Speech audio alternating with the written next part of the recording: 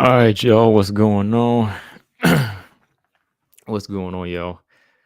Welcome back to another episode. Hashtag CB99 Talks, episode 104. Y'all know I'm Combo Breaker 99. And yes, Zaman, I'm live tonight. Just so I don't throw you off, I decided to do another live one, man. So, what's going on, man? What is up? I am here. So, yeah, let's talk about it. Got a few things to talk about, man. So, let's go ahead and get this thing started. Yeah, it's fight weekend again, man. Another good weekend of fights, Zaman. And I'm a little nervous on that pick. I don't know if I am gonna make a pick on that fight tonight, but we'll see. So yeah, man, welcome back, y'all. Make sure y'all subscribe. Almost at 2,000 now. That's crazy. So I appreciate everybody coming through and chiming in. Whether y'all agree or disagree with me, I don't care. Even some of y'all trolls, y'all have somewhat of a purpose too. All y'all that be trolling, y'all got a purpose too. So it's all good. Hate, like my man BJ says, hate, like, comment, subscribe. As long as y'all do that, right? So yeah, let's see who we got in the house. We got Lolita, Zaman, Efren, what's up? Chin, what's up? So yeah, man, we're gonna talk about these fights, of course. We're gonna talk about that, but I wanted to go back and talk about Invicta FC a little bit in case y'all missed it, and just some other news that's been going on. You know, gotta talk about the bantamweight division, the somewhat non-existent featherweight division, because it's like, what's going on with this thing, man? Like, what's the purpose of really making these women squeeze down? That's the question I gotta ask. Like, what is the purpose of making these women try to squeeze down to 135 and kill them and take away from their abilities? You know what I mean? So I'm gonna talk about that. Now I want to talk about Joanna again, because some of y'all think Joanna can come back and actually do this. So we're gonna discuss Joanna just a little bit. I don't want to discuss it too much because she might hear it and then think she can come back and fight. You know what I mean? So we're gonna talk about her a little bit. Weili, of course. Amanda Lemos. Got to discuss Amanda Lemos and Weili. Not just as far as how they match up, but just how they look as individuals right now in the strawweight division. What kind of danger they pose? You know what I mean? So we're going to talk about that. But let's talk about Invicta FC 50 real quick. How many of y'all seen Invicta FC 50 this past Wednesday? It was an okay card. This one was a strawweight tournament. They only had like 4 fighters this time. It wasn't like this big tournament where they had to do 1-round fights. This tournament, they had to fight 3-round fights. It was two 3-round semifinal fights, and the winner of those 2 fights were the ones that were gonna fight for the strawweight belt. And then you had some bantamweight fights thrown there in there too. So it wasn't a bad card. I mean, overall, there was action, but there was only one finish. I think some of the other ladies, they did put on some bangers, but they just weren't packing that type of power. Nobody was packing that type of heat. And that's why I'm saying, like, that's why we need a featherweight division. The only time you're really going to get that type of power and knockout is if you have some guaranteed heavy women in there, right? If you have these featherweights in there that want to throw bombs, that's the only real time you're going to get a finish, or a lightweight, Now, I'm not knocking the strawweights because they were in there fighting. They were in there banging. So, they did try, but we didn't get any type of knockouts on this card. I mean, we got a submission win, of course. Toledo Bernardo, she got a finish, but other than that, we had one fighter that was in trouble that was about to get knocked out, but she bounced back. But it wasn't really like anybody ever really in trouble from getting knocked out on this card. But yeah, Tina Black, aka Valeska Machado, she took it all. She took the strawweight title. And that's who I was picking to win this one, when it came down to it, even over Gloria DePaula, because, Gloria DePaula, she was in this one and she had lost right away. I knew she had experience in the UFC, but her stand-up is kind of all that she offers. You know what I mean? That's kind of all that she offers in the you know, not just in the UFC, but in Invicta as well. She really needs to kind of work on being a well-rounded fighter. I mean, I don't think I was the only one that said that before about Gloria DePaula. I think some of y'all have said that too as well. Like when it comes down to her game, she just seems to be like a stand-up fighter. And that was one of the things that was going to cost her in the UFC, right? But yeah, now that she's in Invicta, she got to work on that. She needs to work on that. But I just want to go down the list of fights real quick. Recommend some fights for y'all if y'all didn't see it. Y'all can watch this Invicta card. It's on YouTube. Don't be cheap. Pull up YouTube. It's right there. You ain't got to pay. So y'all should have seen this card. Let's see. First fight we had on the card was Elise Pone and Melissa Odessa Parker. This was a short notice fight for, I believe it was short notice for Elise Pone. I think somebody told me it was short notice, but Elise Pone was big, man. She was a big flyweight. I mean, she was in there just like laying and muscling Parker around. Like Parker really didn't have anything to offer in this fight. I think she lost clearly. Pone pretty much just owned her when it came down to the grappling into the clinch game. Odessa was really looking limited in this fight. I mean, that Eases for Beat fight, she looked good, looked decent. But in this fight, she really just looked like she didn't know how to make adjustments. Like she landed a few good punches. I thought her boxing was going to help her. But no, Pone just neutralized it by putting the blanket on her in this fight. And the crazy thing about Elise Pone is like she was not taking a break. Like after every round would end, she would just stand there in the corner. Like she wouldn't sit down. She wouldn't take advice. She just kept standing there staring at Parker, like waiting for the next round. No water, no nothing, right? So if y'all seen that, y'all know what I'm talking about. Like she just, as soon as the bell would ring for the next round, she was up and at him. Then when the bell rang again at the end of the round, she was just standing there. Like this girl had legs and cardio for days for this fight. So yeah, she pretty much dominated. I'd say, I won't say dominated, but she pretty much convincingly won the fight over Parker. Parker just didn't offer anything as far as the stand up. Not much in the range department either as a boxer. She needs to really work on her wrestling game, I think. That way she can control somebody that big next time around. But this one, she just did not know how to fight off the cage. She really started to look like she was getting winded in this fight. So yeah, at least Pone won this one. Still has some game to work on herself. Like I wasn't really like fully impressed with some of the technique. I was just really impressed with her heart and her gas tank. How she just didn't want to go in there and lay down. She just kept coming with the full force in this fight. But yeah, let's go into this first strawweight semifinal fight. You had Karolina Wojcik, Gloria DePaula. Y'all know Gloria DePaula. Gloria DePaula from UFC was making her UFC, her Invicta FC debut, right? This was her first fight in Invicta FC, I think, right? Yeah. So Karolina Wojcik, she gets a unanimous decision over Gloria DePaula. Gloria in this fight, man, like she was just disappointing. Like she had moments, but she was letting the shorter fighter here own her in the stand-up. Like Wojcik was just landing these combinations and these like left hand, right hand combinations on the inside and was just doing a lot of damage on Gloria DePaula. Gloria DePaula just did not know how to fight off her jab, man. She was just like catching a lot of punches in this fight. Zaman, I know you've seen it. Like Gloria did have her moments, but Wojcik, I think, clearly won the first 2 rounds. The way she was just, putting a lot of pressure on Gloria DePaula, outworking her. I mean, the last round, Gloria DePaula almost had a finish. I thought, when she landed a good right hand on Wojcik and hurt her, she started to turn it up a little bit more, but that was the energy she should have had in the first round. That should have been the energy in the first round, but I'd say I gave her the 3rd round, but I think to me, Wojcik clearly won the first 2. Like first round was maybe competitive, but to me, Wojcik just had too much pressure, too much volume for her. She didn't, Gloria DePaula just didn't have much of a game. Like she's partners with Myra Buena Silva, as her partner, her girlfriend.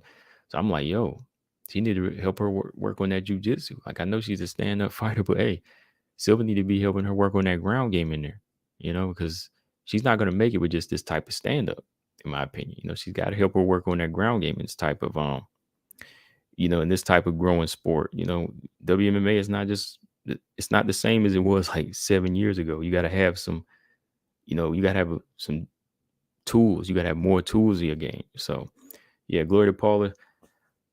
I thought she would have made it to the fight against Tina Black, but no, she got bumped in the first fight.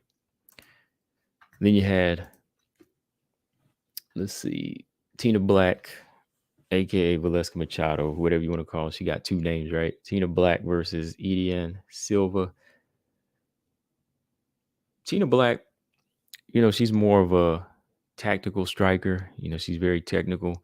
She's not the type of fighter to go in there and just trade. And that's what Silva wanted. Silva was looking for that brawl. She's more of a boxer puncher. And every time she get into close quarters, she would land some big shots on Tina Black. So, Tina Black is trying to pick her apart, land her punches from the outside.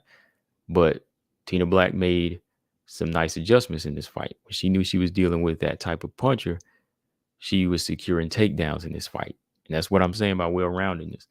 If you want to go in there and win a fight and your opponent is trying to neutralize your strength, you got to have a plan B. And, to me, Tina Black, when she started getting those takedowns, I said that's what she needs to get this fight. It was kind of close on the scorecards. Silva, I think she won one card on one. I think she won one of the judges' scorecards. But to me, I thought Tina Black, I thought she clearly won it. I gave her, I think it was the first round and the third round when she was getting those takedowns in, so yeah, I think Tina Black definitely has more to her game than just stand up. But I'd like to see how her ground game fares against like a wrestler in the future, because Silva really wasn't offering too much of a ground game. She was just being more of a boxer. That's why she was getting taken down so much. Next fight, let's see. We had, this was a good fight. This was a good fight right here. Danny McCormick and Meyer Mazer. This one was a good one. I thought Danny McCormick was originally supposed to fight Fatima Klein, I believe. But I think Fatima Klein had to pull out. Now, if that was going to be Fatima Klein in this fight, I'm not going to lie. I would have been like, okay, I got Fatima Klein by finish. Because Danny McCormick, she's tough, but she's got that lack of defense, man. She just likes to go in there and brawl, and she likes to take it to you. And that's why Mazer got caught in that first round and was about out on her feet, man. Whenever McCormick caught her with that left hand, I thought Mazer was done, but Mazer hung in there, man. She hung in, tried to go in for a clinch and a takedown. She survived that first round after about getting knocked out. Mazer, I think, won the second round, when she started to use her grappling more.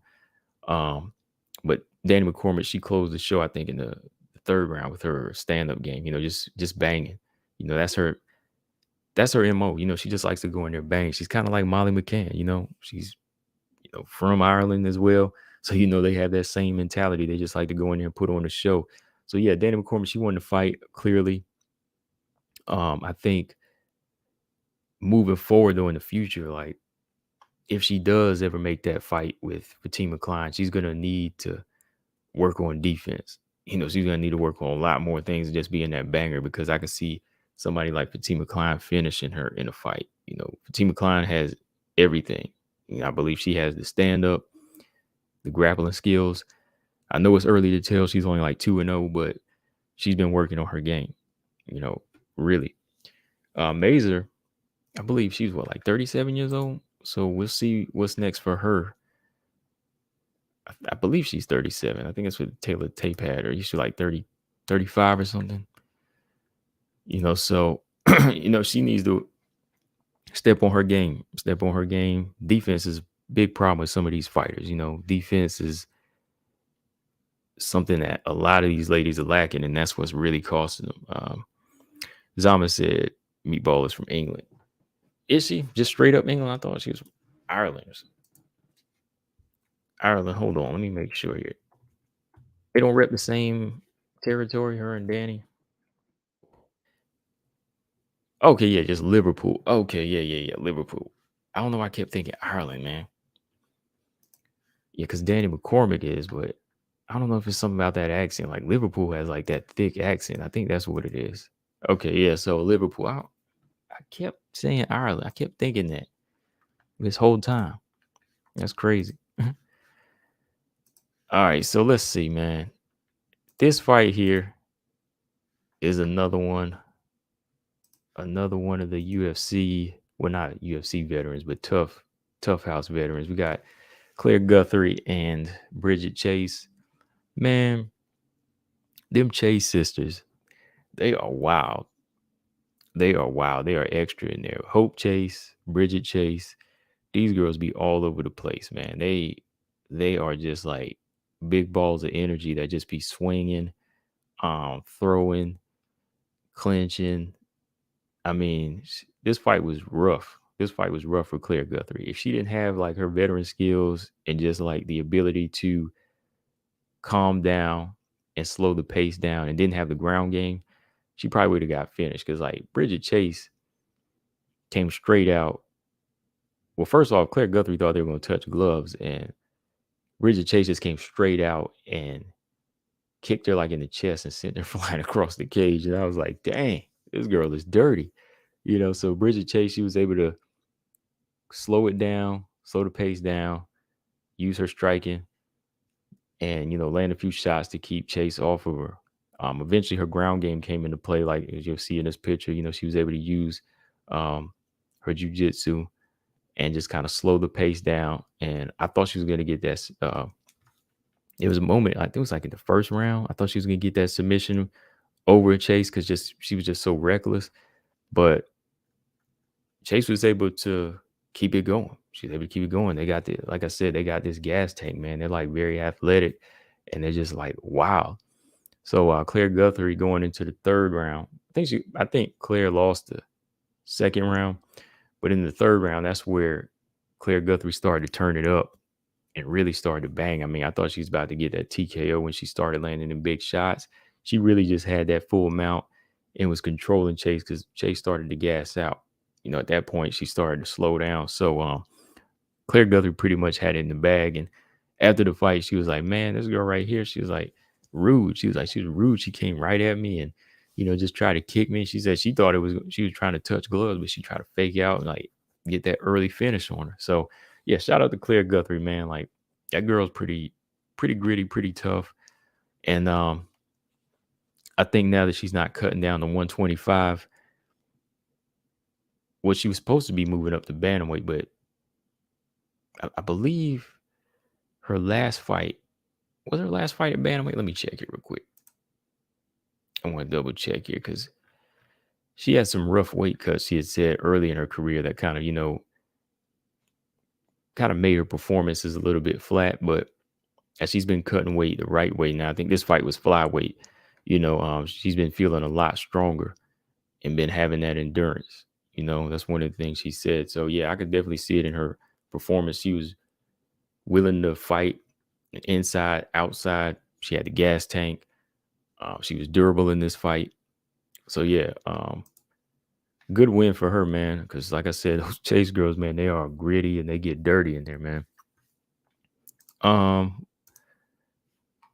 This Toledo Bernardo fight, Toledo Bernardo and what's her name, Katarina Lehner.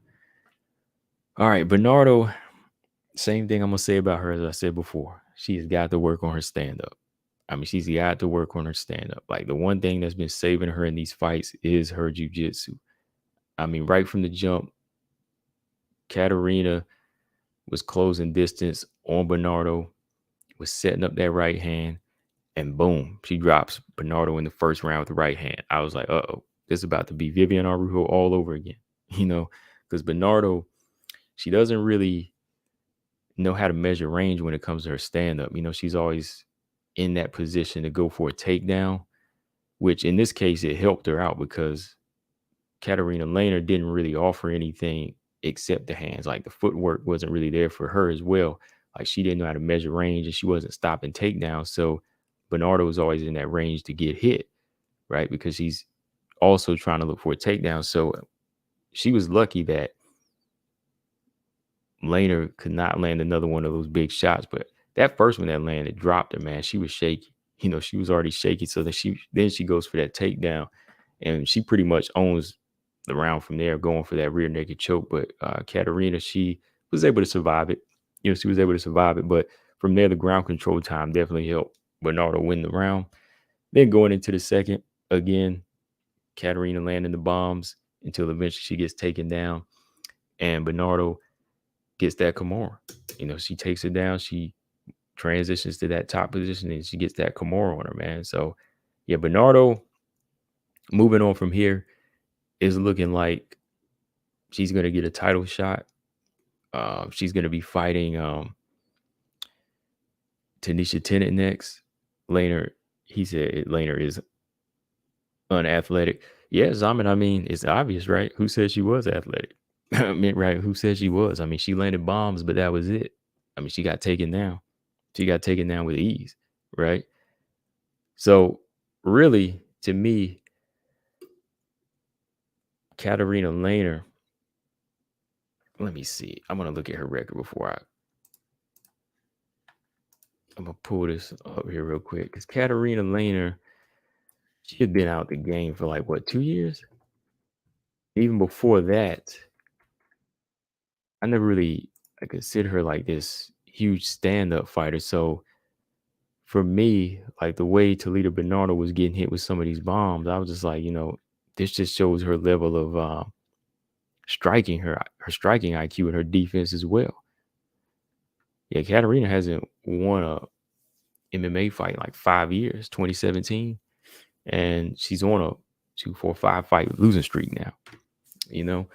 So Toledo Bernardo moving forward against Tanisha Tennant in January, because they already announced the fight, kind of tells me that this might be an easy win as long as Tanisha can keep it standing. As long as she can use her takedown defense, keep her jab going, she can set up a right hand and finish.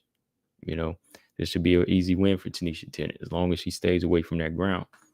Because if somebody like Katarina was hitting her with big punches, I'm assuming that Tanisha, she could get it done as well. Now she's a little bit more technical, but this should be a title defense that I think she can get. All right. What's going on, Marcus Bell? Marcus Bell in the building. And the last fight for the strawweight title was Valeska Machado and Carolina Wajcik. As y'all know, Machado scored a unanimous decision over Wajcik. Pretty good fight, man. Pretty good technical fight. Like, it wasn't like this explosive, action-packed barn burner, but I like the performance Machado put on, when it came down to it. She was just being very technical in this fight. Wajcik was trying to push that action. She was trying to egg her on, but she just stuck to her game plan, picking her apart from the outside, using her jab, using her straight punches, using her leg kicks just to keep it at range, just doing what she was supposed to do to get the belt. I know people wanted action, but to me, this was action for the technical, the technical fans. That's how I saw it. I thought Machado definitely put on a good performance. Wasn't explosive, like I said, but I respect that. Marcus Bell said Machado had me hanging on for dear life, trying not to go to sleep in that fight. Yeah, there were some moments like that, I will say, because I called it myself. I said, this is looking like Rose Carla 2 at times. There was a couple of moments like that. I like the fact she stuck to her game plan, but yeah, there were moments she could have let her hands go a little bit more. And definitely in that second round, I believe, where she was just keeping that range and going seconds upon seconds without landing any big shots, right? So yeah, she earns the title. So moving on from here, I wouldn't be surprised, man, if the UFC called her up. She lost that Contender Series fight to who was Pietro Rodriguez a few years ago, like a year or so ago. So now that she's got this title, they're probably going to do like they usually do. They're going to scoop up the new champion, whether it's LFA or Invicta FC.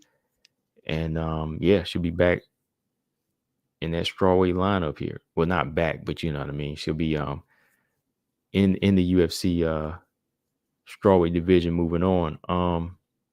What is her name now? Just got cut because they're gonna start trying to replace fighters like that. Oh yeah, Juarez. Yeah, Juarez just got cut. So when you cut a fighter like that, they're gonna make room for the newcomers like this. So yeah, probably within the next few weeks, you'll probably hear about Valeska Machado being signed to the UFC, or she might defend her belt at least once before she does it. I think she should defend her belt a couple times before she jumps straight to the UFC, in my opinion. That's what I think. But yeah, man, it was a decent card. Like I said, it wasn't one of their best. They're 50 cards deep now. So hopefully the one coming up in January has some better performances. Zama said she won that fight in Dana White's Contender Series. Yeah, I thought she had won that fight too against Rodriguez, but you know how it goes. So she did good in this tournament. So moving on, maybe that'll solidify her chances, right, of getting into the UFC. All right. So yeah, man. Let's talk a little bit about this again, because somebody asked me again, because I did a video talking about Joanna.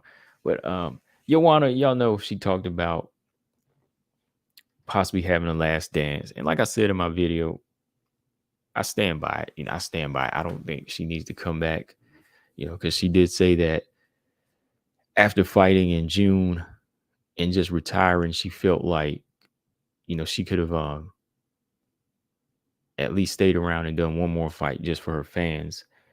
And, that was something that was on her mind for a while. And I understand why.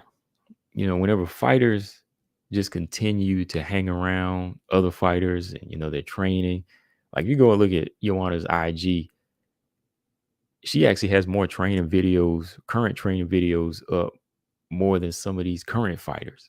You know what I mean? Like some of these other current fighters, they're out posting thirst traps and doing other things, posting up food pictures or dog pictures. But Joanna not even fighting, but she's still posting like videos of her training, So as long as she's hanging around, she's going to continue to have that bug, right?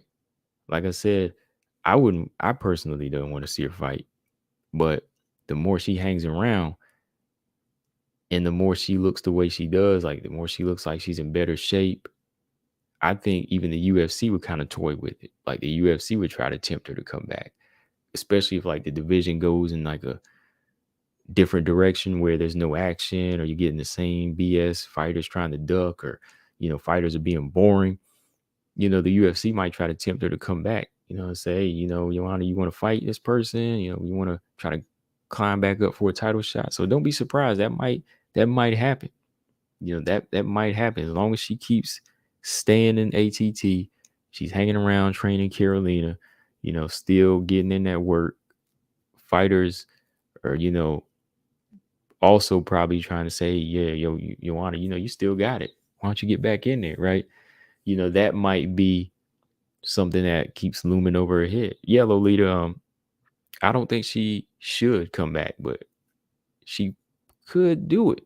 Like, my personal opinion, I don't think she should, but she could. You said, would you risk your health for your fans? And I talked about this in my video. That's why I wanted to bring it up again. Fighters do it all the time, Lolita. We've seen it. They risk their health. They risk their health because they get that high off of the crowd. You know what I mean? They get that high. It's like a rush when the crowd is cheering them on because that's all they know. You know what I mean? Like they continue to feel they feel a certain way whenever all eyes are on them. You know what I mean? It makes you feel special because you are the center of attention. Boxing and MMA are that way. They're those individual sports where you reap all the rewards, but you also reap the downfall as well. You have that walk of shame alone, the same as you have that victory walk as well.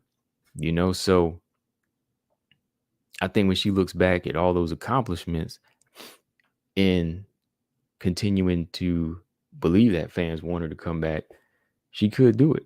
And it would be worth the risk for her, because if fighters that want to, they say they want to die in the ring or die in the cage. So in her case, I wouldn't. Me personally, I wouldn't. If I was a fighter, I wouldn't risk my health, but I could see her doing that. I could, because that's just how it is for fighters. But it all depends on how strong. It all depends on how strong that wife/mother gene is in her right now. Because Joanna's talked about wanting to settle down. She's talked about wanting to have kids, right? So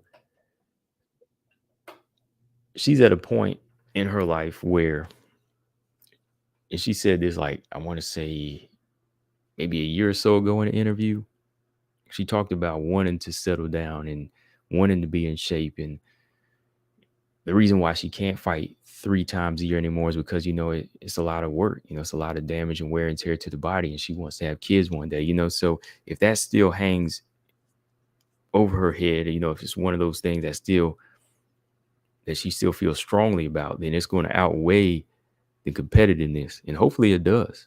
Hopefully she gets to that point where she says, you know what, me being a wife and me having kids is more important. And if that's still a big part of, her life, by, that's something she wants to accomplish before, she reaches a certain age, then yeah. And hopefully it pushes out the need to fight again or, return to the cage. Lolita said she should, but she shouldn't.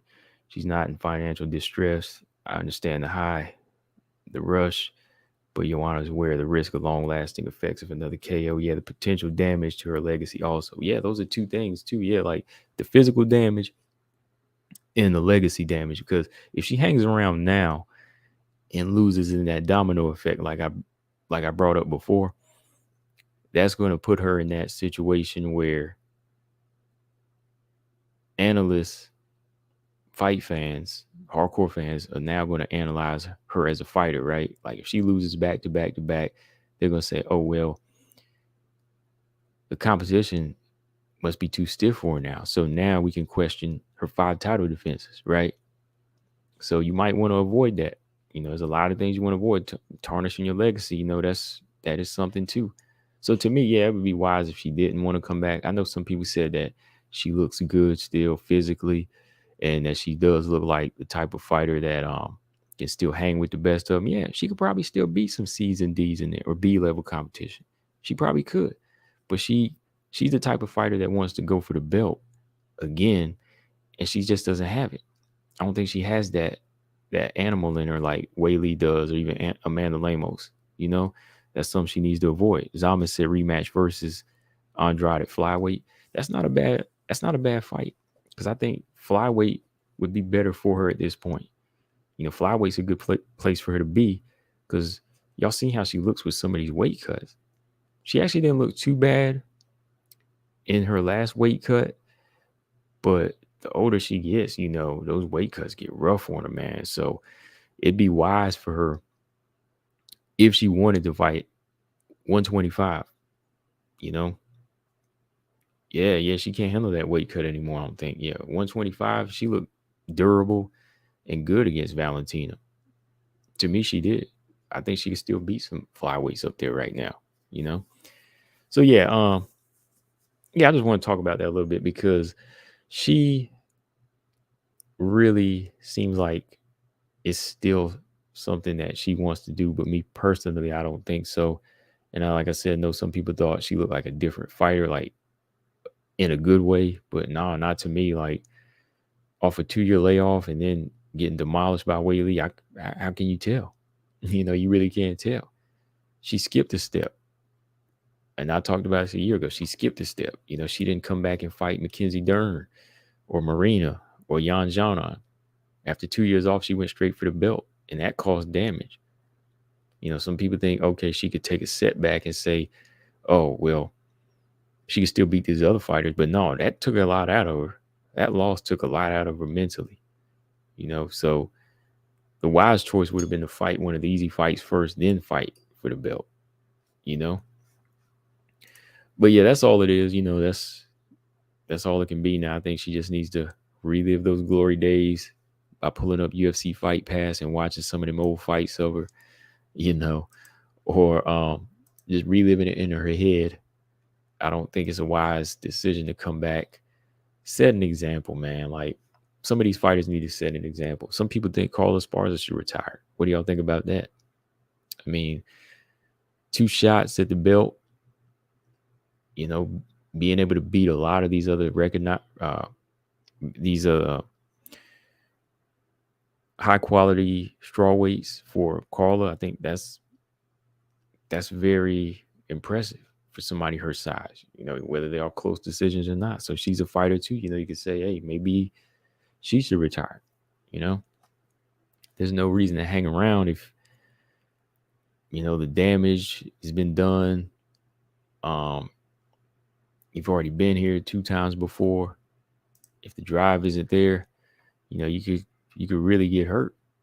Marcus Bell said Joanna used to be hungry, now she's just hangry, and that's dangerous. It's like they say you don't go shopping when you're hungry, right? You're gonna tackle more than you can handle. That's what it is. Shin said, I think she should. She's not fighting for the belt ever again. Dana won't allow it. He didn't even want to give her the second shot. But see, that's the thing. He did. He did. And that turned out bad. I really don't think she should. I mean, yeah, only if it's Dern, right?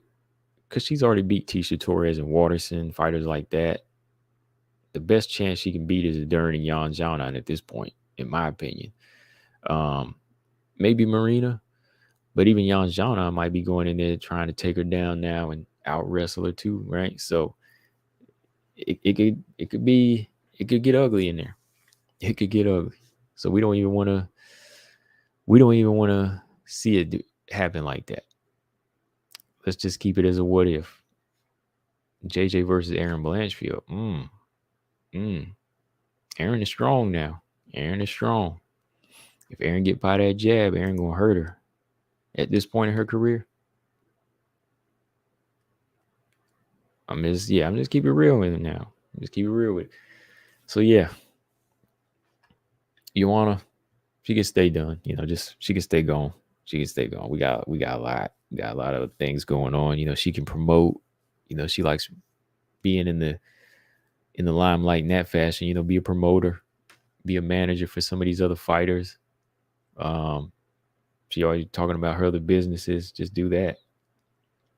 Ooh, Lemos versus Yan. That's a good fight too. Lemos versus Yan. That's a good one. I think I would go with. I'm gonna go with Lemos. Yeah. All right. So moving on for Weili, man. Like, this is something that just been popping up in my head. Like, Weili at this point, since she's won the belt again and hit another high in her career, can she be that next champion that gets consecutive title defenses? Can she get consecutive title defenses at this point? Like, that's a question some people have been asking me. And in my opinion, she can do it. I mean, the fighters that are around her right now in the rankings are very tough compared to Joanna. I'm not gonna lie. Like, when Joanna had her belt, fighters were tough, of course, because she did beat Andrade, she beat Carolina. But when I look at the skills that these fighters possess, from we'll go past Carla because she dominated Carla. When you look at the fighters like Rose that she already fought, that's a big test. Amanda Lemos, of course, is a big test. Even Dern, Joanna, those fighters are bringing big tests because they know they have to evolve as fighters. They're growing.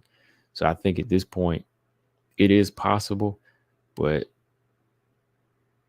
she's going to have a work cut out for her. But thankfully, she's been evolving herself. Like, as a champion, I think she's getting it now that, you just can't depend on several skill sets. You have to be disciplined across the board.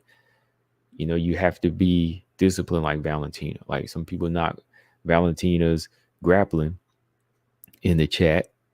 A specific person always calls Valentina a C-level grappler, which she's not, right? But she may not be the greatest grappler, but she's definitely one of the best in the flyweight division. So somebody like Zhang Weili needs to make sure that, okay, I might not be the best, I might not be the greatest, but I have to be close to the best to compete and dominate and go on somewhat of a win streak, right? And I'm glad that she did show that level in the Carla fight. I thought it would have been wise for her to strike against Carla, but no, it was good that she did show her IQ and show up to out grapple Carla, because that's the best way you can test your skills, right? If you fight a wrestler like that, you got to go in there and say, okay, I'm the stronger fighter. This is how good I've gotten at it. And the only way you can test it is if you test it against the best, right? Not against low-level competition that doesn't know, that don't even know how to fight off their back, don't even know how to transition, or just going to accept the takedown, right? Somebody like Carla is going to make her work for it, which it was kind of competitive in the first round until her physical strength just was too much for Carla, right? So those little things like that, I'm kind of checking off on a list to make me say, okay, next step up, when she faces another grappler, she'll know what to do clearly now, right? And that's going to help her be that champion. I think so. It's going to help her hold that belt longer than any of the other champions. I don't know about Joanna, but maybe longer than Rose, maybe longer than Andrade, right? But the test that's coming in, boy, is this fight right here.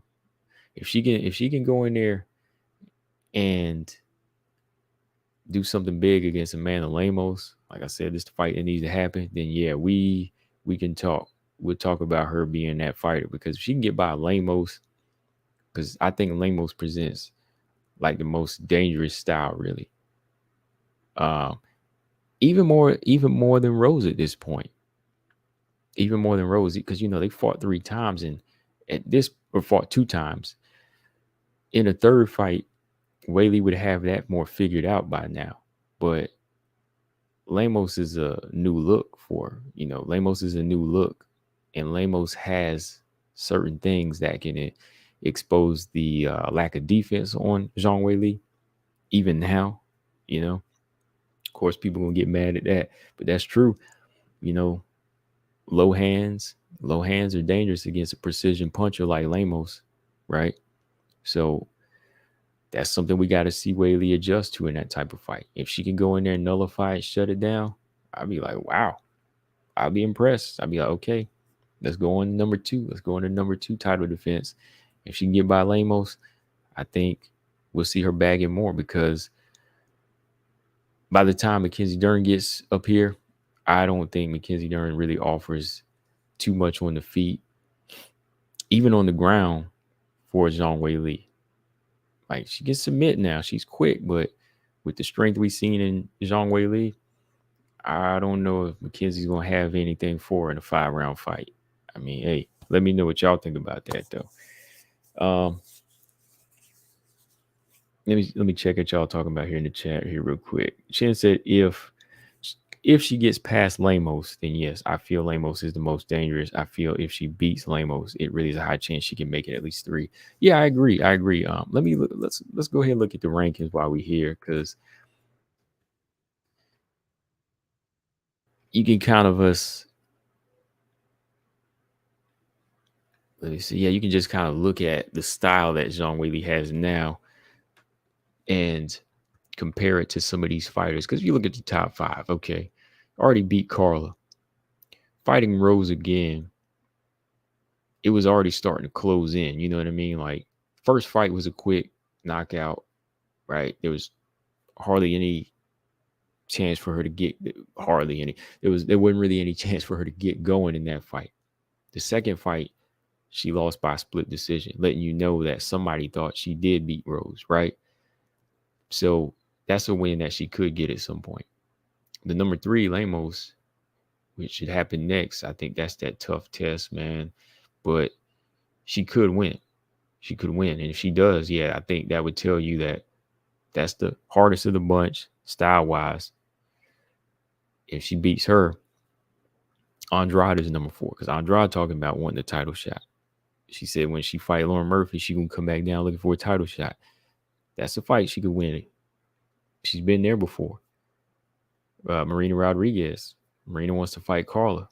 By the time if Marina can beat Carla this time, okay, put Marina in there. And I see Weili beating Marina. I can see Weili beating Marina. Okay, so those are 3 right there she could beat. I would say Lemos or 4. You know, by now, Rose, Lemos, Andrade, and Marina. With Lemos being the most dangerous at this point. Because even after, seeing how Lemos could neutralize Marina Rodriguez's power, I think Zhang Weili could do the same. I think she could do the same. She would close distance, take away the power of Marina, get her down, possibly submit her too. Yeah. But yeah, I'll say for now, let's do it this way. How many defenses do y'all think Weili will get? Tops. Like, how many do you think she can bag before she loses it? I hate to say loses it like that. I just want to say, how many title defenses do you think she can get right away? I don't want to jinx and say lose. I don't put that on her. I'm gonna say 3. I think she can get 3, and that's really hard to say. J Ball, what's up? He said 2 at most. Yeah, I'm more confident in 2. But I think 3. Oh, Runner Rennie said 4. James Perez said 4 to 5. He getting greedy with it, man. He thinks she can beat everybody in the top 5. Oh, man, I don't know, man. I got to say, Todd Johnson, what's up? He said, I think Weili's good for 2 tops. Yeah, I think 2 is fair. 2 is fair, but I'll say 3. I'm gonna say 3 because I think she'll get some get back on Rose. She can beat Andrade and Lemos. If she beat Andrade and Lemos and Rose, oh yeah, she's pound for pound rising up. She pound for pound. If she beats Andrade in a rematch, dismantles Lemos and gets her win over Rose, even though that would still leave her 2-1, her ending that trilogy with the win and maybe convincing win and looking better as a fighter would do a lot for her legacy to me. Marcus said he's going to throw in about 3. Okay, Marcus said 3. Yeah, J Ball said 5 is crazy. To me, it is. It's shooting for the stars. 5 is what Joanna did, right? 2 would be the best since Joanna. Yeah, Chin. Yeah, 2 would be the best since Joanna. Yeah, I mean, 2 is like, wow. And you got to think, getting 2 or 3 now is very impressive. I'll say it is very impressive because of the level of competition now too. Like, none of these girls at the top, or they're not Jessica Panay. Let me put it that way. I think most of these girls have more dimensions than Karolina Kowalkiewicz as well. Because those are 2 of Joanna's title defenses. I think these girls have so much more to offer. Yeah, 5 is deep though. 5 is deep, man. But yeah, put them in the comments. Let me know what y'all think. Let's move on here. Let's talk about. So, y'all know what it is. Look, let's talk about this. Shout out to WMMA rankings. I was reading a couple articles here, and I was reading the Norma Dumont article because y'all know Norma talked about moving down to 135 because the UFC wants her to move down, right? She's got to move down to 135 now. And at this point, she's pretty much letting us know that she has to move down at their request because the featherweight division is going to be fully closed now. It's going to be fully closed, which I don't believe, because you're still going to have a lot of women missing weight. And you'll still have a lot of catch weight fights, right? So the UFC is doing something again that doesn't make any sense. So Macy Chiasson also chimed in and finally told the truth. And I've said this before. I have said this before. I kept saying this about Macy. Macy is not a bantamweight. And I said, something's up with Macy. I'm like, she keeps saying, like, I can fight at 135, or I can do both. Why can't we do both? Or, I feel good at 135. And every time she fights at 135, she doesn't look good. She looks flat. Or she looks like she's having trouble making weight. Or she misses weight. If she finally comes out and says, I'm being forced to fight at bantamweight, they won't give me featherweight fights. Right? She finally comes out and says that. And I've already been saying that about her. I mean, I know, this game. Come on. She fought the Tough House at featherweight. She looked good at featherweight. Her body is built to be a featherweight. There's no way she's a bantamweight. Why all of a sudden she changed her tone? It's because the UFC is making her change her tone. And my thoughts on that. First, I'm gonna read this to y'all. This is how she said it. Look, she said, yes, this is true. I'm being forced to fight at 135. They will not give me any more fights at featherweight. They expect people like her, referring to Norma Dumont, people like her and I, to make this weight. But I'm going to tell you right now, this will be an issue. Most of the bantamweight roster can fight at 145. You will see these girls make the weight once or twice. Then most likely it'll never happen again. Okay. All right. So my thoughts on that is it really worth being in the UFC? That's what it came down to for me. Like, is it really worth being in the UFC? Killing your body, draining your body, getting your behind whooped, nearly killing yourself before you even get to kill yourself in the cage. Like, is it really worth that? And to me, it's like, look, this is my body.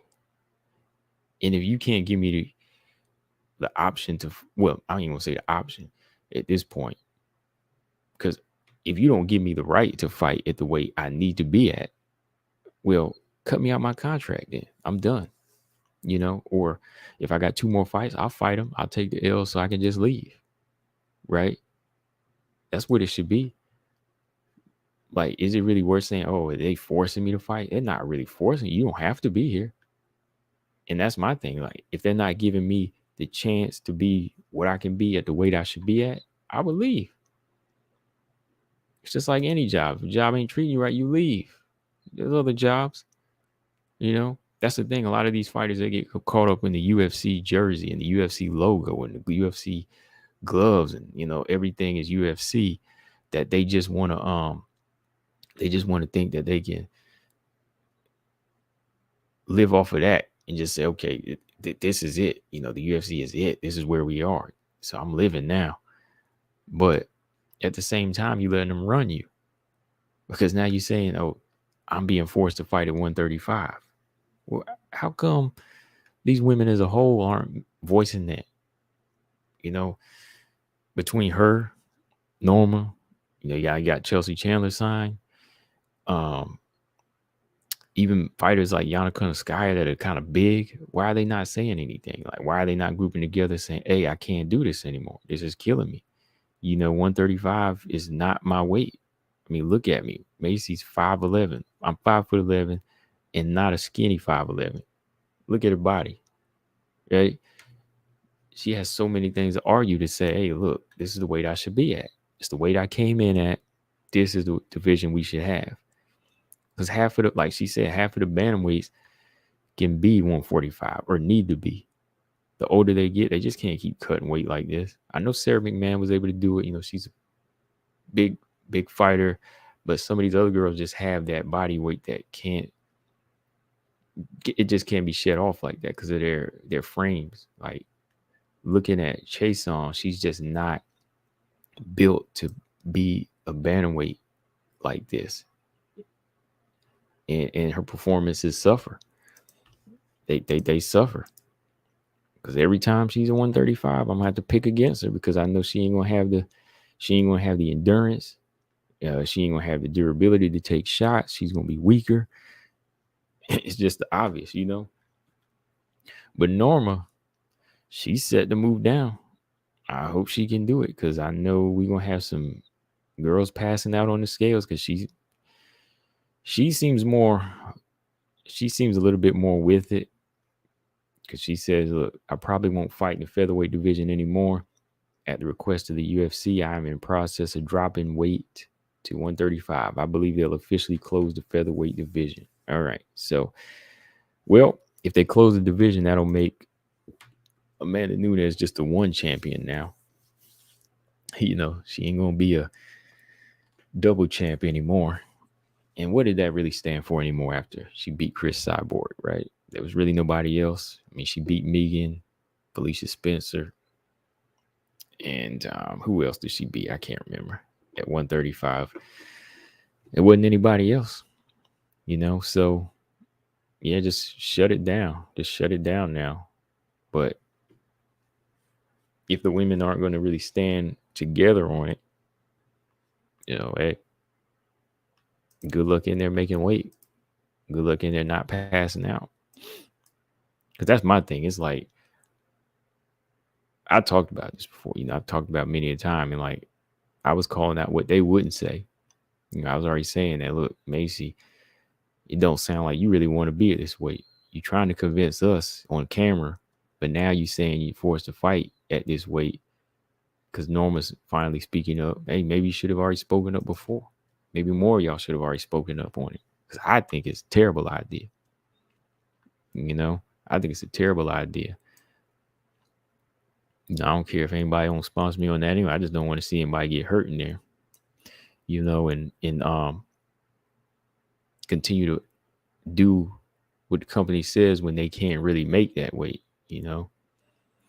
Todd Johnson said, how do you think Macy's skill set matches up with Juliana Miller's skills? Juliana Miller's skills. You know, Juju Miller, as far as like just how they match up skill wise, I think Juju Miller shows a little bit more promise because she's at her right weight. You know, I'm not matching them up to fight, but if you just mean like as far as how they're built, I think Juju has more potential to grow because she's in a comfortable weight. I think Macy, when she fights at bantamweight, like she said, she spends a lot of time running. She runs 40 miles a week. 40 miles a week when she has to fight at bantamweight. Think about that. 40 miles a week to fight at bantamweight. So when you're spending time trying to strip down weight, your growth and skill sets are gonna suffer, you know? So I think her skill set is a little bit better than Juju's right now. Yeah, I'll say it's better than Juju's, but you just can't really see it because of the weight cuts, right? But Juju ain't gonna be too far behind in a little bit. You know, she ain't gonna be too far behind, man. J Ball said the only reason they kept featherweight is because Amanda struggles to make bantamweight. UFC couldn't care about featherweight, but that's and that's what I'm saying. That's crazy because J Ball, like, Amanda's not the only one struggling. She's not the only one struggling to make weight. You got all these other women struggling. So put all them struggling women in the featherweight division, right? And it's not going to fare well because all of the women you make a move down and request to fight at featherweight, they're going to fail to make weight. They're going to be passing out. They're going to be fighting catch weights. And it's just going to be a disaster. See, right now, you say, Norma, you're not fighting at featherweight, but every now and then they're going to squeeze it in because they can't squeeze down to that weight. They're not going to make that weight. All right. So, yeah, I think that's what it's going to be. I think the UFC doesn't want to. Well, first, I don't think they want to do the division because they don't want to put the money in another division, even though you have a champion there. But it's really going to suffer. The women are going to suffer though, because I was looking up just how these weight cuts can be rough on women too, and like, oh man, it is bad. It is bad when it comes down to like, it pretty much goes hand in hand what I've been saying about her performances, like Norma and Macy Chiasson. Their endurance suffers, a lot of blood issues as well, kidney issues. So when somebody like Macy Chiasson strips down to 135, she's not built for a 3-round fight, really. Like, let's be honest. She's in there for 3 rounds, but she's not going to be built for it because you're killing her body.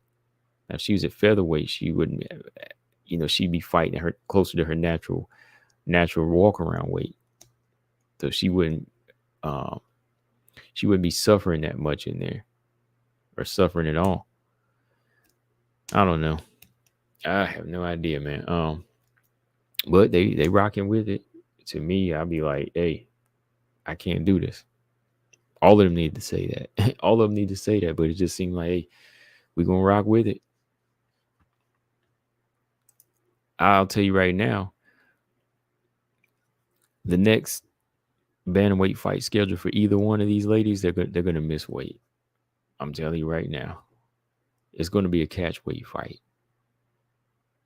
It's exactly what it's going to be. All right, so it's fight week, y'all. Let's talk about some of these fights real quick. I'm going to try to give some picks.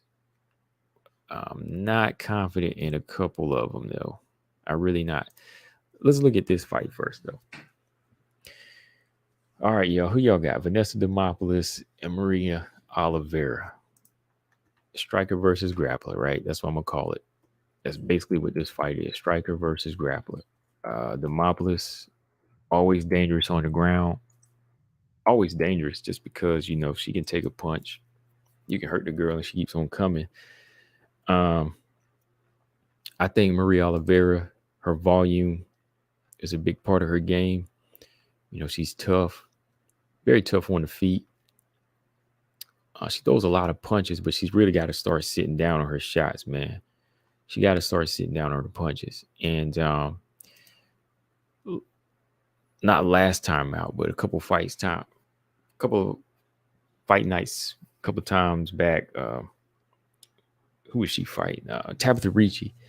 She didn't really execute a good striking game plan against Tabitha Ricci. She was really getting controlled on the ground. And Tabitha Ricci, Vanessa Demopoulos, they train together. They both train together. And I think they both have a very strong ground base. And that's something that Oliveira lacks. Lacks physical strength, too. I think she lacks that physical strength. That's why her shots aren't that, like, demanding of respect. Like, she really can't hurt some of these fighters. It takes a lot of punches for her to get that respect. For her, she just got to keep it standing, man. You got to keep it standing. She got hit harder than she usually does because Demopoulos going to keep coming. Demopoulos, her main game plan is to get this fight to the ground. It's textbook striker versus grappler in this fight. I'm after seeing what Ricci did, I could see Demopoulos having the same success. And I've seen Demopoulos take harder punches and keep coming. Jenny Fry, Juarez, even JJ Aldridge, because JJ Aldridge did knock her out or finish her. So Oliveira, she gonna have to be working double time, with her lack of power, man. Mm, it really is 50-50. Yeah, straight. This fight really is 50-50. I'm leaning towards Oliveira, but when it gets to the ground, you know what's gonna happen. You know what's gonna happen. Um, I'm really not confident in that pick, though. I'm really not. I'm thinking Oliveira. I'm thinking Oliveira. Most of y'all think, yeah, J Ball. She doesn't have pop. That's what, you know what? Demopoulos. I think Demopoulos has shown too many times that if you can't hurt her, she'll get you to the ground and she gets to finish. Okay. Does Oliveira have enough pop to hurt her? I don't think so. Can she stop her takedowns? I don't think so. I really don't. I gotta go with Demopoulos. I'm gonna go with Demopoulos, man. I gotta go with Demopoulos in this one. It should be entertaining though. It should be entertaining because Demopoulos, she does like to fight hard. So, and so does Oliveira. Oliveira was throwing a lot of heat in that Glory DePaula fight. Glory DePaula was never really in danger of getting knocked out, if I remember correctly. But it was an entertaining fight. Can Oliveira be a point fighter? Can she go in there and just point fight like Chikagan? I don't know. Let's see if she can prove me wrong. Okay. All right. Okay, this fight here. Oh man, this fight really shouldn't be happening yet, right? This fight should not be happening yet. But it is. We got Natalia Silva versus Teresa Bleda. All right, y'all. Teresa Bleda is in for a good fight here, man. They are really putting her in, I think, with a tough debut. Can she win it? Yeah. I think she has the skills to go in there and win it. But Natalia Silva is not the same fighter I've seen in her past few fights before the UFC. Like, she's really done like a 180 with herself. She looked great in that Jazzy Vicious fight. And she's really worked on her speed, her angles, her IQ when it comes to her stand-up. So for me, it really is a tough fight to pick. Teresa Bleda has just had really good momentum altogether on her way up. She's undefeated, has a few holes in her game, but she makes up for it with her strength, her ground game, her grappling. Still working on her striking. It's still a little bit slow, but I think that her takedowns, I think her ability to get takedowns is pretty solid. And that's where I need to see what overpowers in this fight. Like Natalia Silva's takedown defense, will it work? Or will Teresa Bleda get this fight to the ground? In this fight, I would have loved to seen it happen maybe in the top 10. But we'll see, man. I mean, it's still going to be a good fight. I refuse to pick in this one. Zaman, I know Zaman's going for Teresa Bleda in this fight. I like both of them. I really do. I like both of these fighters. I'm not going to pick in this fight. I'm going to call it tomorrow, but I am not picking. I'm not going to pick. I would have picked if it was maybe like when they were in top 10, but I'm not going to pick because I didn't want to see them fight yet. Teresa is, she's a big flyweight. She's a powerhouse flyweight. She's like 5'8", 5'9". I know when she was training with Manon, she was towering over Manon, so if she knows how to use that size, it's going to be problems. But Natalia Silva has done with big fighters before. She can control range. She's got the speed, and she's got the combinations. This could be her. This is striker versus grappler too. This is striker versus grappler too, because Natalia has beautiful movement, beautiful striking, and her inside leg kick, outside leg kick, her combinations, her selection is off balance, it's off beat. I don't know if Teresa Blade has seen that on the feet before. You know, pops you an inside leg, outside, body kick, jab, right hand. You know, it's all coming in different angles. So Teresa Blade could be getting stung by bees in this fight. So Teresa gonna have to fight behind that long jab and close distance and push and maul. She got to push and maul this fight to the cage and go for trips early and get this fight to the ground. Because the longer she stays on the feet, the longer she gets pot shotted. She's gonna get pot shotted. Because Natalia Silva, she handled the big fighter well with her beautiful movement and Jazzy Vicious. Jazzy Vicious is very limited when it comes to cutting off the cage and getting takedowns. And plus, she wanted to strike with her. So I think that's what kind of messed it up. But Teresa, I think, is going to take more of a ground approach here.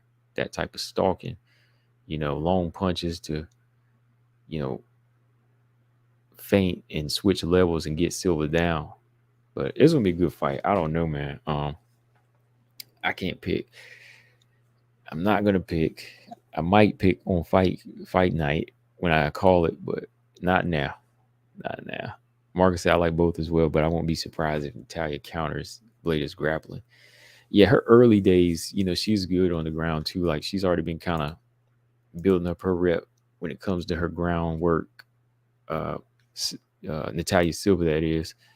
Let me see. What belt does she? What kind of belt does Natalia Silva have, though? So far I got Vanessa Demopoulos. In this fight, I'm just going to put a question mark on it. When Blade fought Pudilova, that was an eye-opener. Yeah, that was. She got a win over a veteran, though. I give her credit for that. I give her credit for that. Give her credit for that win. Oh, boy. Let me see. Nope, not going to pick. I'm not picking. Y'all can pick. I'm not going to pick. Let's talk about the next one. Jennifer Maia and Marina Moreau. All right. We got the number 8, Jennifer Maia, taking on number 15, Marina Moreau. This fight here will be a little bit more competitive than you think. Jennifer Maia is really fighting down now, which I've said she's got to. She's already fought the champ. Lost to Kagan twice. Lost to Manon. Got to see where she stands, right? We got to see where she stands. Marina Moreau, 3 fights at flyweight. Won all 3 of them. Been a little inactive, of course, right? She's been very inactive. Pulled out quite a few fights. So even though she's won 3 in a row, it's kind of questionable. It is kind of questionable because the quality of competition, but also the inactivity in between, right? The inactivity in between just kind of makes you say, okay, like, is she going to show up? She's going to fight? But that's the thing. When she does show up, she fights. Marina Moreau does. I can't knock that. Let me scratch it. When she shows up, she does fight.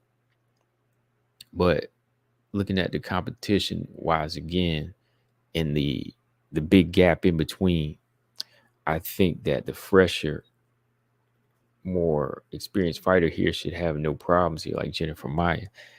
I think Jennifer Maia is still that physically strong fighter that can control the wrestler like Marina Moreau. I think her jiu-jitsu is a lot better.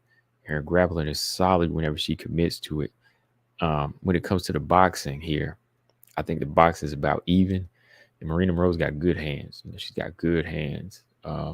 Jennifer Maia has good hands too, but sometimes her combinations become predictable. Same left hook. Sometimes she won't pull the trigger. Because there was a lot of openings. I ain't going to tell y'all, look, now that the Manon fight is over, there was a lot of openings there where she could have capitalized on with her style, but she just didn't. Like the best thing she could do was the head kick at times with Manon, but with hands, she just wasn't on it. So somebody like Marina Moreau, whose offense is much better, I think, when it comes to boxing, she lets her hands go.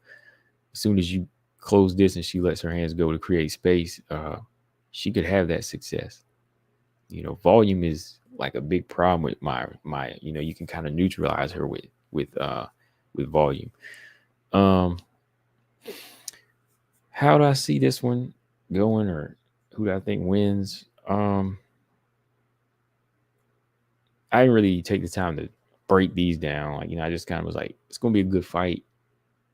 I just really want to see how it plays out at this point, because sometimes with Jennifer Maia, it's like I don't know which one's going to show up. Um, hmm. Zama said I got Maia he's going for the underdog. Is Maia the underdog in this fight? She's the number 8. Let me think. I'm gonna go with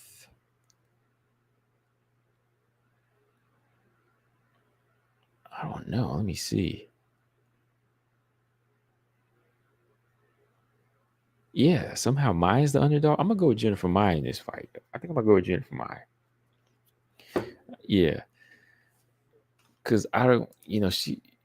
Maria Monroe is not gonna do she's not gonna have that success like a Agapova fight. Because Jennifer Maia is too strong. You're not gonna get her down and out wrestle her and grapple her. The Mayra Bueno Silva fight was like 2 years ago now, and Mayra Bueno Silva did bang. She did hurt Moreau, but Moreau out punched her and outlanded her. Before that, she beat Sabina Mazo like 3 years ago. So she's fighting like once a year. Wow, like Mazo fought 2019, and then she fought a year later against Mayra Bueno Silva. Then she fought 2 years later against Agapova. All right.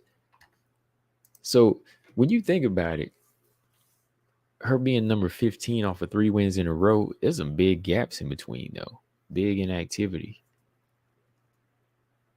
Like, is that better than what JJ Aldridge has done? Well, JJ did lose to Aaron, so I don't know. I'm gonna go with Jennifer Maia in this fight. Let me think for a second. I'm just looking at stats here, so like it's gonna tell me the truth. Hold on, let me see. Let me look. I'm gonna go with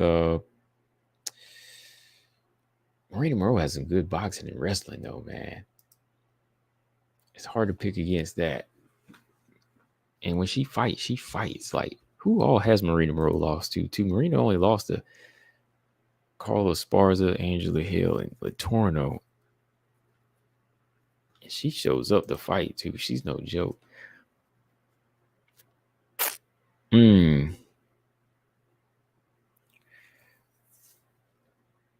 tough call, Marina Monroe.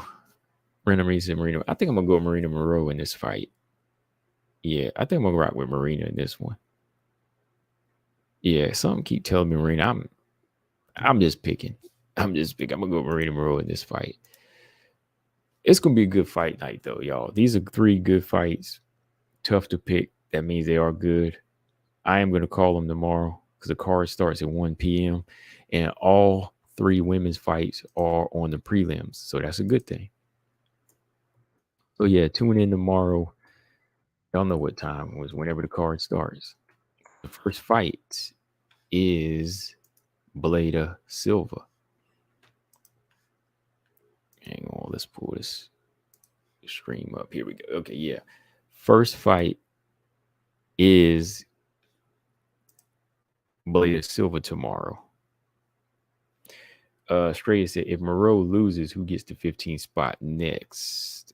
They just rotating them in and out right now. So I would say who has 2 wins in a row, or who even has a couple wins in a row right now. I tell you, if Ebos beats Tracy Cortez, she'll be in the top 15. It might either be Miranda just beat Sabina Mazo and Shanna Young, so it could be Miranda next. Shreya Miranda, or would it be Jillian Robertson? How many wins does Jillian Robertson have in a row right now?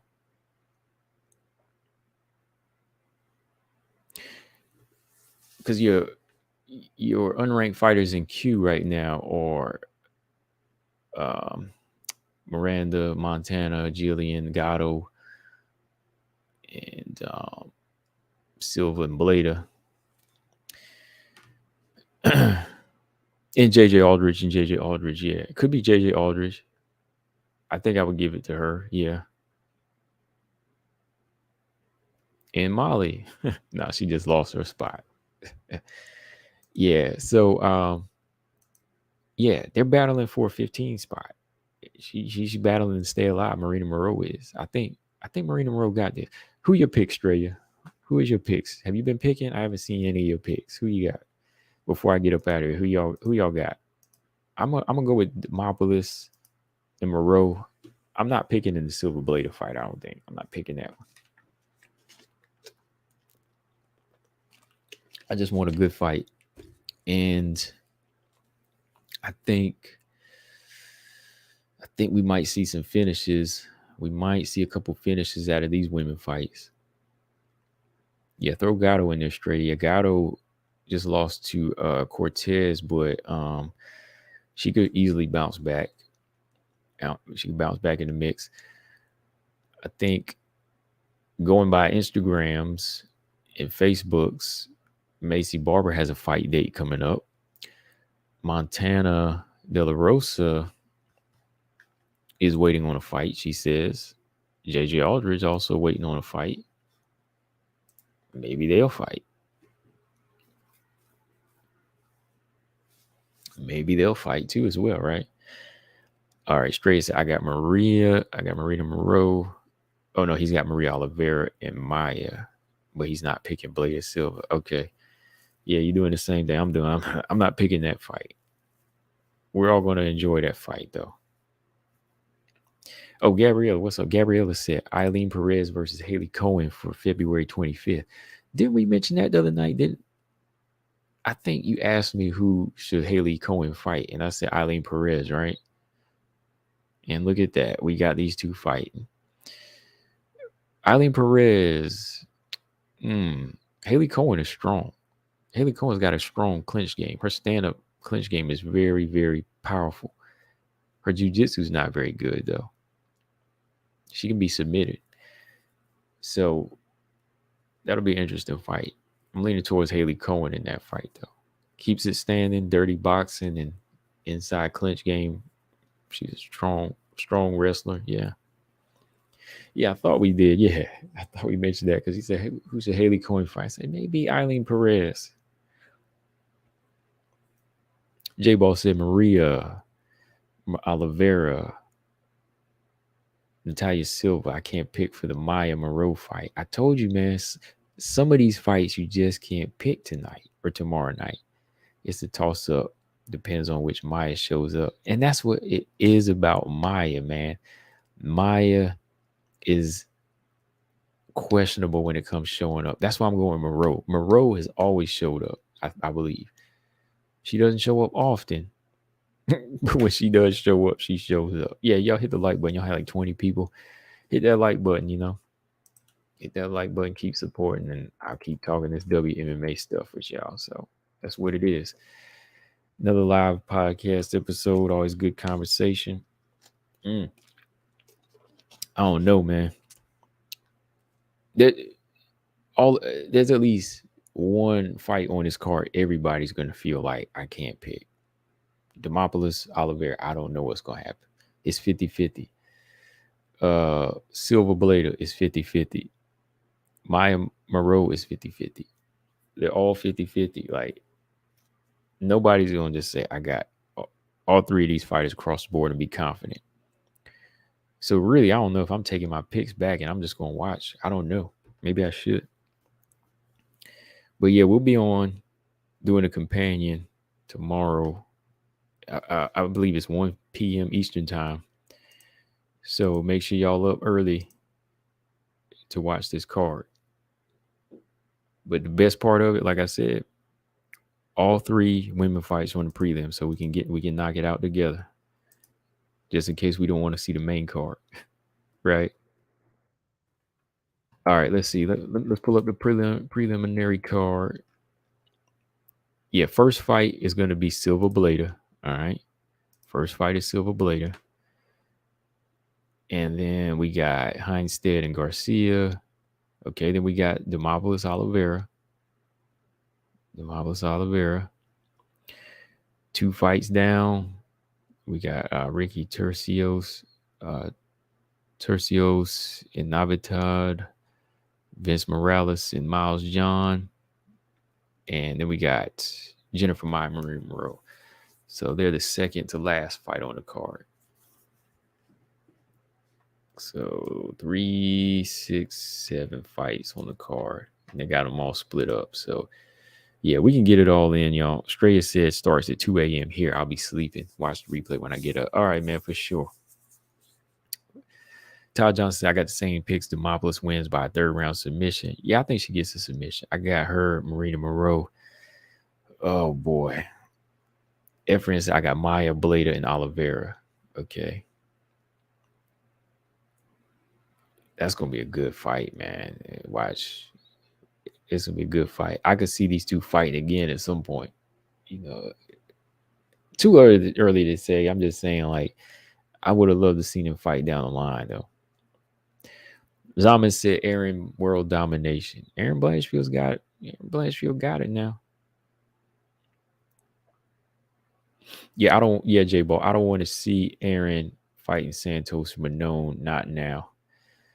Andrea Lee's good for Andrea Lee. Whoever gets Andrea Lee first, her or Macy Barber, either one of them.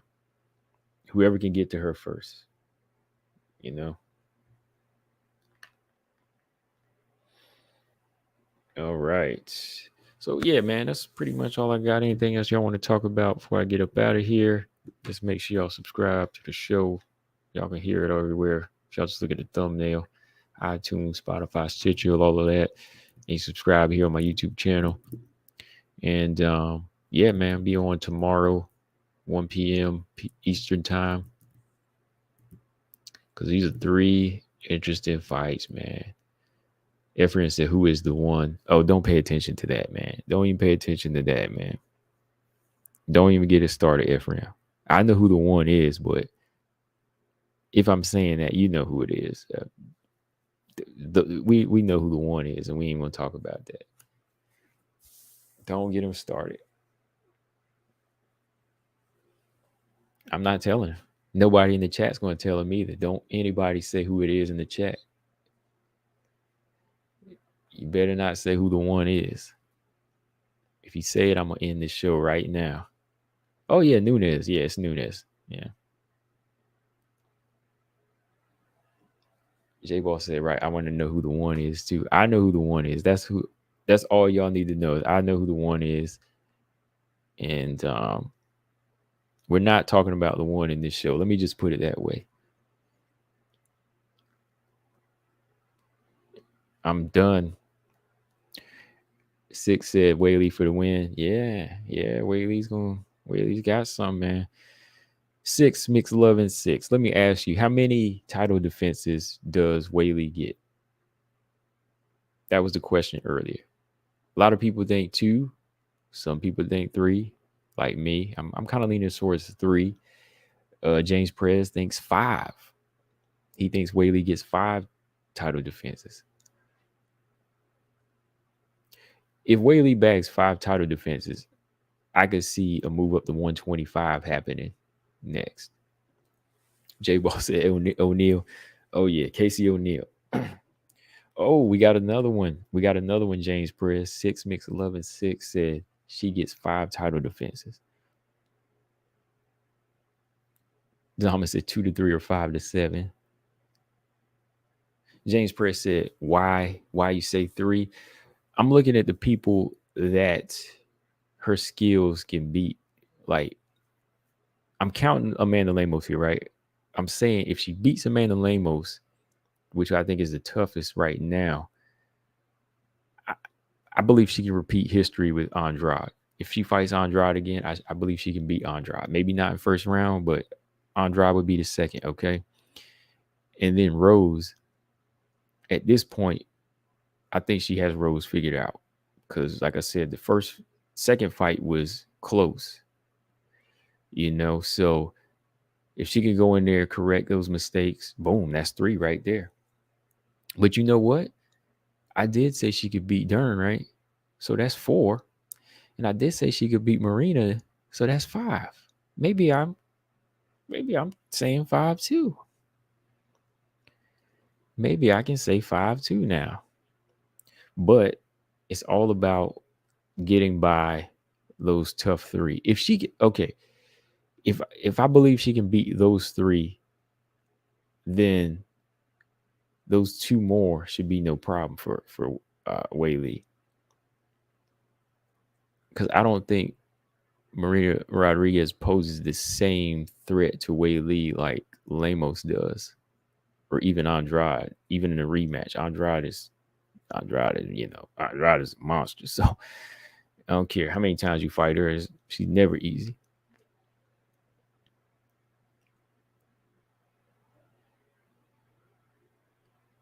Yeah, that's why I said, James. Yeah, if she does beat, that's what I'm saying. Now I think about it, I said she couldn't beat. I said she could beat Dern and Rodriguez. So yeah, like you put them 2 on the 3, put them 2 right next to us. That's 5. Yeah, if she could, yeah, 6. Yeah, I just thought about it. Like I just looked at the bigger picture here. So yeah, if she can get by those 3, then everybody else should be a coast. Dern's a coast, and I'm not saying that like that pushovers now, but I'm just saying like by then her skills will be too much for him. And I think Weili has gotten better than Andrade. Andrade just still packs the same strength and power, but I think Weili's gotten better technically over the past year. So even by losing the Rose, I think she's learned a lot more. Gabriella said Jan versus Weili prediction. Jan versus I'm gonna go with Weili. I'm gonna go with Weili if she was to fight Jan. I think Jan could have moments with her combinations, but I think Weili's strength is too much. Weili would take her for a ride.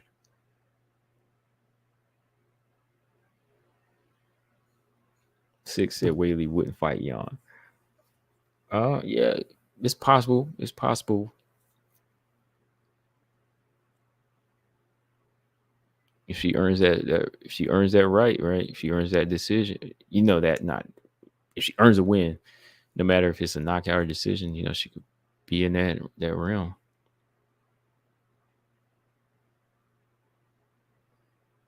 Yeah, her real threats, James, I believe, are Rose and Lemos. Those are her biggest over Jessica. J Ball said it's hard for me to see Weili beating anyone that has pop or accuracy only because she gets hit so much. Even Carla landed on her. Yeah, Carla landed that good stiff jab. Yeah, and Lemos got some good stiff punches. That's why I put such high stake in it. Like if she or high such a high rate on that. Like if she beats Lemos, overcomes that, there's not too many other precision hitters besides her and Rose. That right did land, didn't it?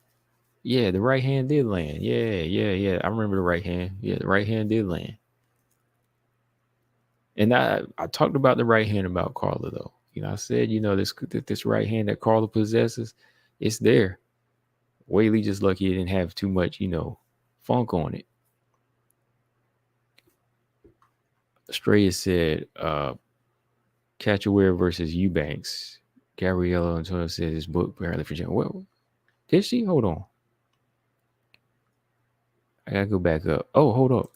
Gabriella said Priscilla Catchaware versus Eubanks for January 14th. Wow. I ain't hear about that. Sarge got a good chin, though. I will say that. I think Sarge could win that fight.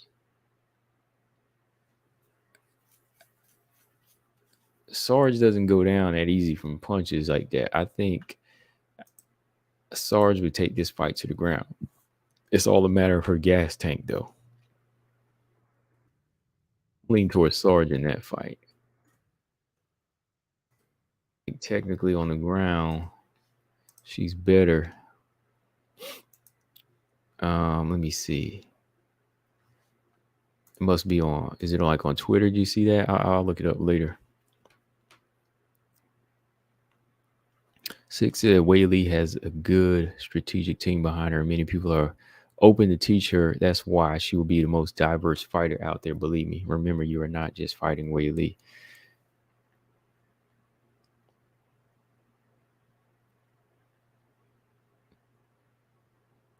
Yeah, Carla did land some shots. Yeah, she did land some shots. The memorable one to me, now that you bring up, is the right hand, but that jab that caught my eye when she, stuck it out there in the pocket.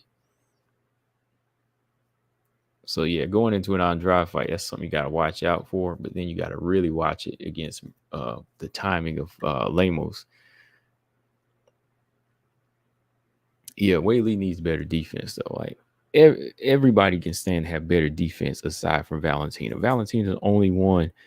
I think her defense is pretty much the best across the board when you talk WMMA. But every other woman in these divisions, they can all stand to learn how to slip a little more, measure range a little bit better, deflect shots, slip, just all of that.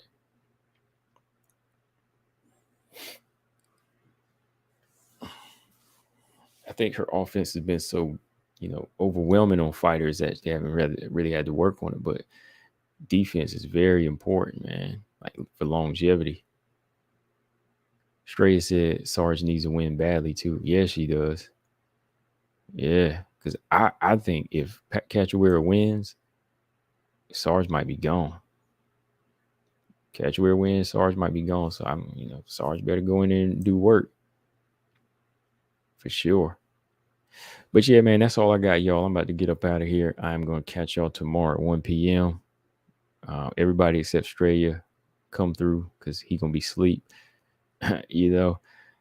So we're gonna watch these fights. Hello, leader. If you're working, you know where to tune in at, because we'll be here for all. I'm gonna just stay on for the whole card. I'm gonna stay on for the whole card, and we're gonna watch all of the fights. We're gonna be focused on the women's fights, of course, but we'll watch all of them together on the preliminary card. The main card, I don't know if I'll be on for that, but we'll get these out of the way for sure. Make sure y'all subscribe like always. Hits that like button if you haven't. And appreciate it, man. We're getting up to 2,000 almost. About to get to 2,000 here soon. I'm going to do something for y'all. I'm going to start doing this. Once a week, I'm going to do this, all right? I'm going to do something right now. Okay. I'm going to do a little game or a little sweepstakes, whatever you want to call it. All right. Whoever. No, I'm going to start doing this probably Sunday, all right? Starting Sunday, whoever takes a link first to talk about some WMMA with me, you get a free shirt. All right. So whoever takes a link Sunday evening first is that's how I'm gonna do it. Yeah, let's do that. Talk about something, The lines are always open. What y'all want to talk about when it comes to WMA? We're gonna do that Sunday evening. Whoever takes a link first. And I don't know if I'll do BJ. Like BJ, he gonna be a default. He gonna just come in anyway. So he already got a shirt anyway. So he's always there. I'm going for somebody different,